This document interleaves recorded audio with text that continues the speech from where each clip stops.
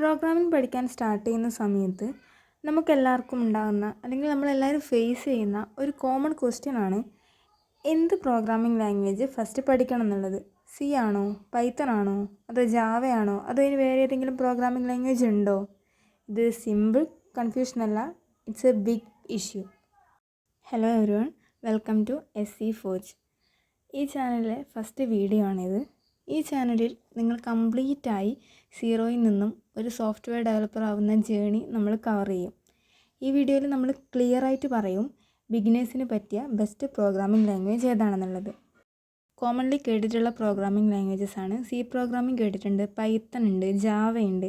ഇനി സോഫ്റ്റ്വെയർ ഡെവലപ്മെൻറ്റിൻ്റെ ടൈമിലായാലും നമ്മൾ മെയിനായിട്ട് കേൾക്കാൻ പോകുന്ന ക്വസ്റ്റ്യൻ ഏത് ലാംഗ്വേജ് ചൂസ് ചെയ്യണം, പൈത്തൺ ആണോ, ജാവയാണോ, ഇനി മേൺ സ്റ്റാക്ക് ആണോ, ഏത് സ്റ്റാക്ക് ചൂസ് ചെയ്യണം എന്നുള്ളത് നമ്മുടെ ഒരു മെയിൻ കൺഫ്യൂഷനാണ്.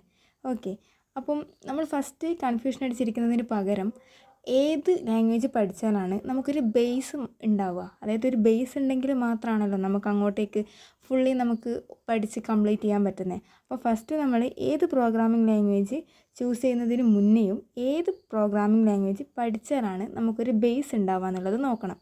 അപ്പോൾ ഞാൻ പറയും സി പ്രോഗ്രാമിംഗ് ലാംഗ്വേജ് ആണ് ഫസ്റ്റ് പഠിക്കാൻ ബെറ്റർ. ഇനി നോക്കാം വൈ സി.